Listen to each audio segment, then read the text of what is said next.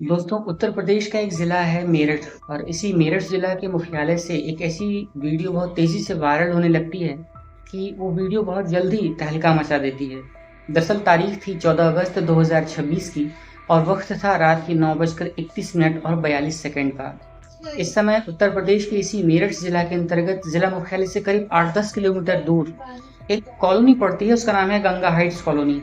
तो इसी Ganga Heights colony में एक व्यक्ति एंटर करता है।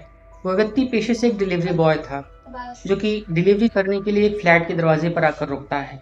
जब उस फ्लैट के दरवाजे पर आकर रुकता है तो अंदर से जो उस फ्लैट के मालिक थे, वो कुछ देर में बाहर निकलते हैं।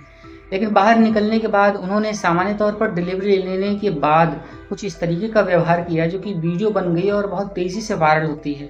उसके बाद उन्हें एक एफआईआर का भी सामना करना पड़ा है।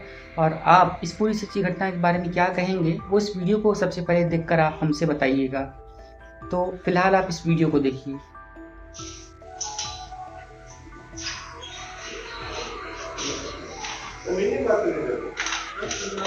आपने क्या कहा? वेट करो, ये करो, अंदर पैक करके दीजिए। तमीज नहीं बात करने की।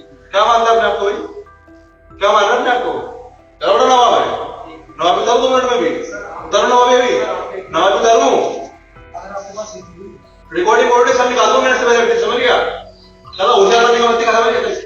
भाई मेरा फोन क्यों छीन रहे हो?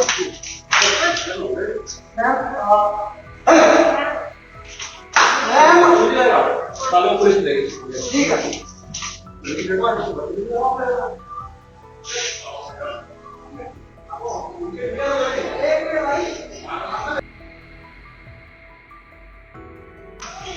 आप देखकर समझ सकते हैं कि फ्लैट के अंदर उस डिलीवरी बॉय के साथ किस तरह से मारपीट और बेअदबी की जा रही है। और जो मारपीट करने वाले कपल हैं, इनका नाम है यमन कंसल और उसकी साथी पत्नी, जिसका नाम है कंसल।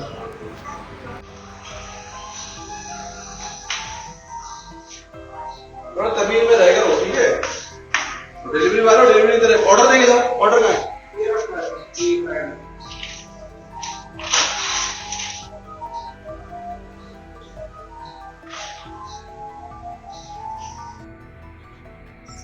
तो दोस्तों, अभी भी आपने जिस वीडियो को देखा, उस वीडियो में आप साफ तौर पर देख सकते हैं कि एक व्यक्ति है जिसका नाम है अमित यादव।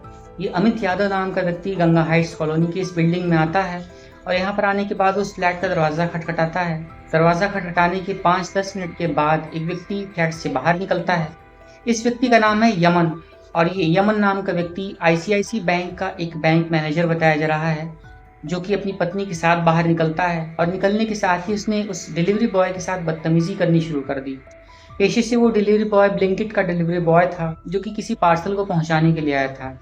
अब उसके बाद जैसे ही वीडियो वायरल होती है, उसके साथ बदसलूकी होती है। अब जैसे ही वो व्यक्ति उस लड़के के साथ मारपीट करने लगता है, उसके साथ बदसलूकी करने लगता है, तो उसकी जो पत्नी थी वो उसे इशारा करती है कि यहाँ कॉरिडोर में कैमरा चल रहा है, तो इसे खींचकर अंदर ले चलो। इसके बाद उस व्यक्ति ने, यानी कि वो जो यमन नाम का बैंक मैनेजर था, वो इस अमित यादव नाम के इस डिलीवरी बॉय को खींचकर अपने फ्लैट के अंदर लेकर जाता है और वहाँ उसके साथ अंदर करीब 3-4 मिनट तक मारपीट होती है। यहाँ तक उससे ये भी कहा जाता है कि तुम्हें हम फंसा देंगे और ये कहेंगे कि तुम हमारे फ्लैट के अंदर ज़बरदस्ती एंटर करते हो, तुमने मेरी पत्नी के साथ जबरन बलात्कार करने की कोशिश की, उसके साथ लूटपाट करने की कोशिश की और जान से मारने की कोशिश की। इस तरीके से हम तुम्हारे ऊपर तमाम सारे आरोप लगा देंगे और तुम्हारी ज़िंदगी बर्बाद करके रख देंगे। और ऐसा कहते हुए वो उसके साथ अंदर मारपीट करता है। मारपीट करने के साथ उसे धमका कर बाकायदा उसके साथ एक भेदभाव करके उसे छोड़ दिया जाता है। 3-4 मिनट के बाद वो फ्लैट से डिलीवरी बॉय बाहर निकलता है। बाहर निकलने के बाद वो अपने काम पर जाता है। जहाँ पर जाने के बाद वो अपने साथियों से इस मामले की शिकायत करता है।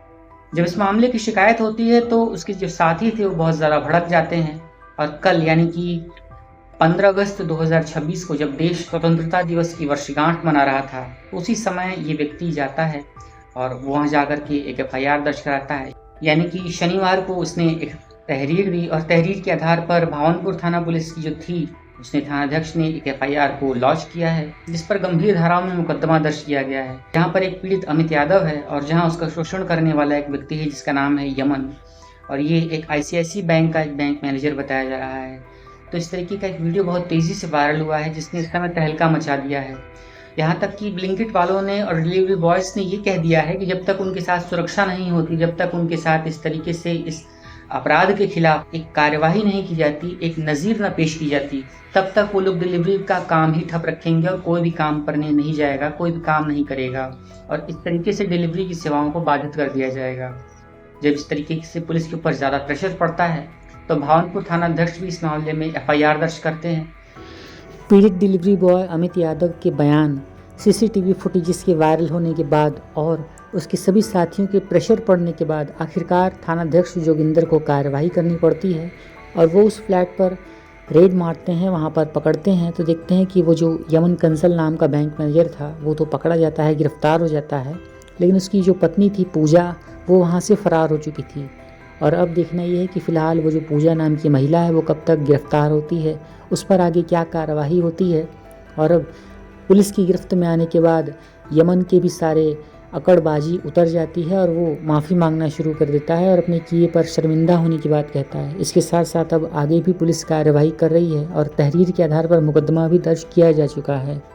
और अब एफआईआर दर्ज करने के बाद अब देखना ये है कि आगे इस केस में क्या अपडेट आता है, आगे क्या अमित यादव को उसका न्याय मिल पाता है या फिर दबाव में आकर के वो सुलह समझौता कर लेता है या फिर जो जिसने मारपीट की है जिसका नाम है यमन, उसके साथ क्या कार्रवाई होती है, ये देखना बेहद ही दिलचस्प मामला होगा। तो दोस्तों, इस पूरी सच्ची घटनाक्रम को सुनाने का उद्देश्य आपका दिल दुखाना, आपको परेशान करना या किसी की भी जनभावनाओं को आहत करना बिल्कुल भी नहीं है। ना ही हम किसी को डिफेमिंग करने के प्रयास से इस वीडियो को शूट कर रहे हैं, बल्कि आपको ये बताने की छोटी सी कोशिश है मेरी कि जब भी आप किसी के साथ पेश आएँ, जब भी आप किसी के साथ काम व्यवहार की बात करें, तो ये मत देखिए कि क्या काम करता है, उसका ओहदा छोटा है या फिर बड़ा है। हर एक काम की अपनी वैल्यू होती है, हर एक काम की अपनी इज़्ज़त और रिस्पेक्ट होती है।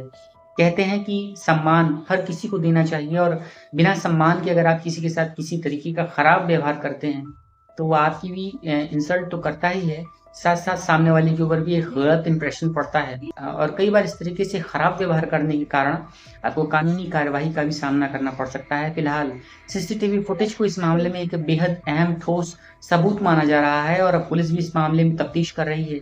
पीड़ित के बयान भी ले लिए गए हैं और देखना ये है कि आगे इस केस में क्या अपडेट आती है। जो भी अपडेट आएगी हमें पता चलते ही हम आप सभी को ज़रूर सूचित करेंगे। तो दोस्तों, इस पूरी सच्ची घटनाक्रम को बताकर आपको हम परेशान तो नहीं करना चाहते थे, पर जागरूक ज़रूर करना चाहते थे कि अगर महज़ 2 से 5 मिनट की देर हो जाए तो ऐसा कौन-सा आसमान टूट पड़ा, ऐसा कौन-सा पहाड़ टूट पड़ा कि आपने किसी के साथ मारपीट कर दी, आपने किसी के साथ खराब व्यवहार कर दिया। बिल्कुल ऐसा बिल्कुल भी नहीं करना चाहिए था। सभी को उसकी इज़्ज़त प्यारी होती है और कोई भी अपनी इज़्ज़त बेचकर कहीं काम नहीं करता है। तो आप अपनी राय और अपने विचार कमेंट बॉक्स में ज़रूर बताएँ। वीडियो अगर अच्छी लगी हो तो उसे एक लाइक करिएगा, हाई पॉइंट्स पे करके हमें मोटिवेट कीजिए ताकि हम आप सभी के लिए इस तरीके की वीडियोज़ समय-समय पर लेकर आते रहें। और अगर आप चैनल पर पहली बार विज़िट कर रहे हैं तो इसे सब्सक्राइब करना ना भूलिएगा। बेल आइकन को ऑल पर सेट करके इसे सभी तक शेयर कीजिए। It's really motivate us to make a new video for you all, and thanks for watching this video till the end. Take care, have a nice day.